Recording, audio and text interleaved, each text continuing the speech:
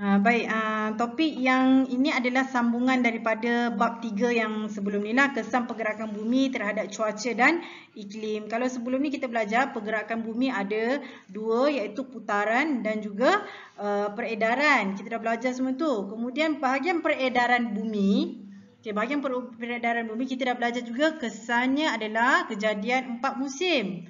Jadi hari ini cikgu nak sambung kesan yang kedua selepas 4 musim itu adalah kejadian gerhana. Jadi kalau awak tengok kita ada dua fenomena gerhana. Contohnya macam gambaran ini. Ini adalah fenomena gerhana bulan. Ia terjadi apabila kedudukan bumi yang biru ni terletak di tengah-tengah antara matahari dan bulan. Bulan yang kecil inilah. Jadi kawasan ini bila berada dalam satu garisan lurus, cahaya matahari tak boleh sampai kepada bulan. Apa jadi adalah kawasan yang cikgu tandakan merah ini, kawasan yang ditandakan merah ini akan akan nampak bulan itu kelihatan gelap.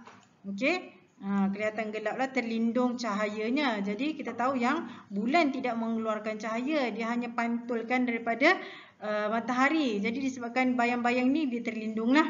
Ini kita panggil fenomena gerhana bulan. Cahaya matahari terlindung disebabkan bumi terletak di tengah-tengah.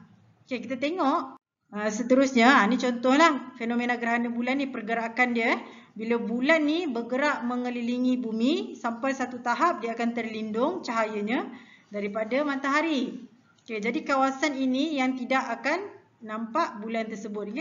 Tapi fenomena ini biasanya berlaku sekejap saja dalam masa beberapa minit. Contoh gambaran macam inilah dalam bulan yang di bawah ni.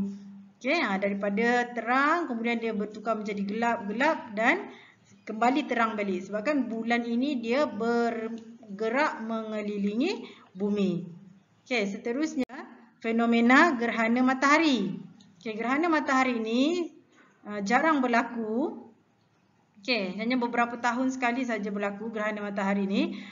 Terjadi apabila bulan terletak di tengah-tengah garis lurus antara matahari dan juga bumi. Jadi hanya kawasan yang kecil ni saja dia akan mengalami gerhana bulan. Kawasan umbra ni. Kawasan umbra ni bermaksud gerhana gerhana matahari penuh. Kita akan nampak gelap saja matahari. Manakala kawasan penumbra ini, kita akan nampak matahari dalam keadaan separuh saja yang gelap. Itu dipanggil separa gerhana matahari lah. Kemudian ini contohnya yang berlaku. Gerhana matahari. Bulan di tengah-tengah, kecil saja bulan. Kawasan umbra yang gelap ini, di sinilah kejadian gerhana matahari penuh. Manakala kawasan penumbra di kawasan sedikit gelap ni, ini adalah kawasan penumbra, dia akan nampak, penduduk di situ akan nampak gerhana matahari separa.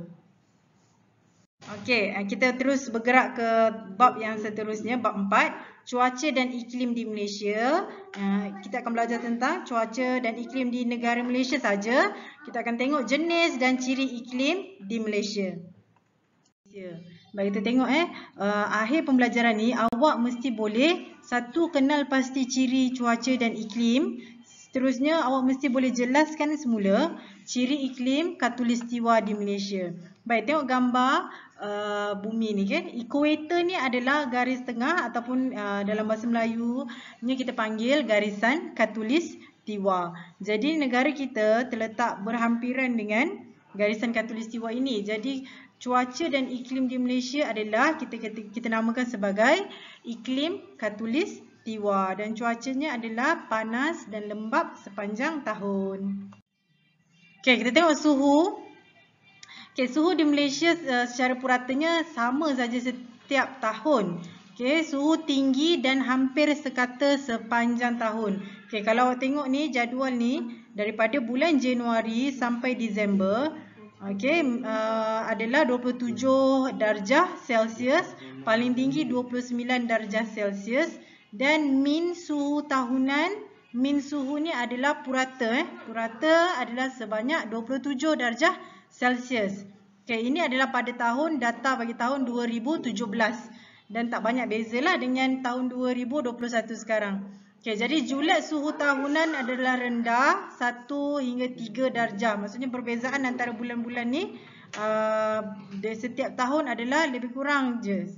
Perbezaannya antara 1 hingga 3 darjah Celsius. Okay, bagi gambaran yang ini, gambaran di bumi ni, kalau awak tengok garis tengah ini adalah garisan khatulistiwa, yang mana negara-negara yang terletak di sini cuacanya hampir sama dengan di Malaysia. Okay? Sebabkan kita berada di garisan yang sama, cuaca dan iklim juga sama.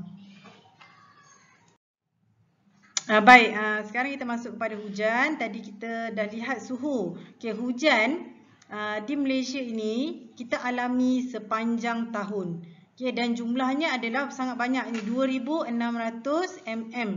Okay, ini banyaklah. Kalau negara yang panas dan kering, okay, biasanya dalam 250 mm. Contohnya di padang gurun Sahara, okay, kawasan padang pasir, hujan tahunannya hanya 250.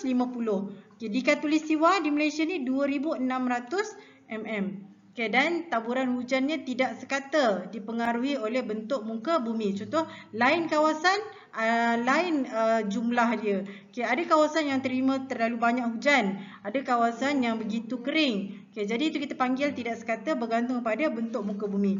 Kalau kawasan tanah tinggi, lain jumlah hujannya berbanding kawasan tanah palma. Nanti kita tengok apa jenis-jenis hujan.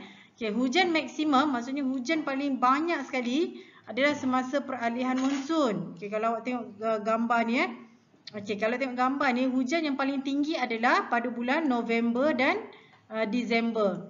Okay, jadi ini adalah monsun timur laut. Okay, dan juga bulan Mac hingga bulan Jun adalah tinggi juga. Okay? Jadi tu waktu tu adalah jumlah hujan yang tinggi lah. Okay, seterusnya kita tengok jenis hujan. Okay, jenis hujan kita ada dua. Okay, satu yang kita nak kenal adalah hujan bukit. Okay, hujan bukit ini kalau awak lihat gambar, okay, hujan bukit ni berlaku apabila ada tanah tinggi, contoh dalam gambar ni bukit, dan juga dia berhadapan dengan kawasan air. Okay, contohnya di sini adalah laut. Tapi boleh juga kawasan yang berbukit dan menghadap kepada kawasan tasik. Okay, jadi tasik ataupun laut dia mengandungi udara lembap yang tinggi. Maksudnya air itu dia akan tersejat ke udara disebabkan oleh cahaya matahari. Jadi wap air tadi tu akan ditiup angin,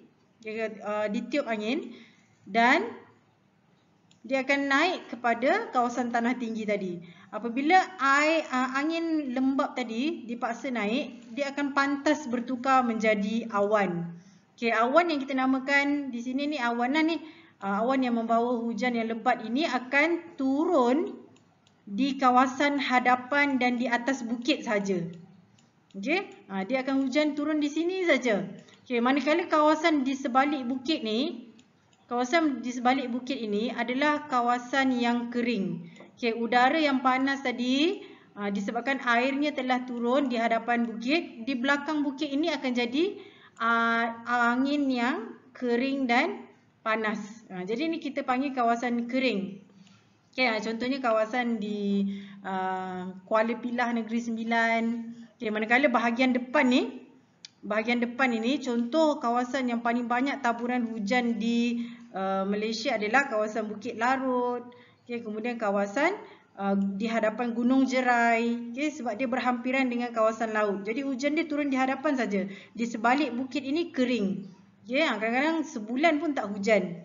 Okay, seterusnya kita tengok jenis hujan yang kedua yang selalu berlaku di persekitaran kita ni.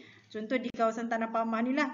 Okay, di kawasan kita ni kita jauh daripada bukit-bukit, kan? Kita jauh daripada lautan. Jadi di sini akan berlaku kita panggil sebagai hujan perolakan. Hujan perolakan ni disebabkan oleh sejatan air ke udara lah. Contoh dekat air longkang, air sungai.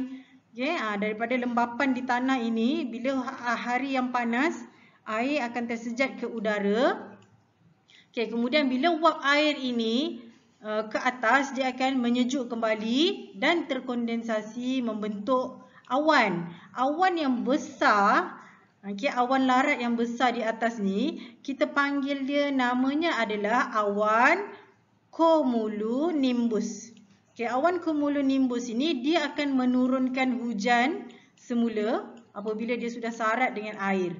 Dan biasanya hujan perolakan ni dia berlaku waktu lewat petang, diiringi dengan petir dan kilat. Ini yang berlaku hampir setiap hari lah, kan. Dalam seminggu sekurang-kurangnya mesti ada 3 atau 2 hari yang hujan di lewat petang dan disertai petir dan kilat. Ini kita panggil hujan perolakan yang kerap kali berlaku lah di sini. Ini contoh perbandingan yang awak boleh cari nanti dalam buku teks awak. Awan cumulonimbus di hujan perolakan. Kemudian hujan bukit ini ada kawasan tanah tinggi berhadapan dengan laut. Kalau awak tanya contohnya Cameron Highland, adakah menghadapi hujan bukit? Tidak, sebabkan Cameron Highland tu dia jauh daripada laut dan tiada tasik yang berdekatan di situ. Jadi tak adalah hujan bukit di kawasan Cameron Highland. Contohnya lah. Itu saja. Terima kasih.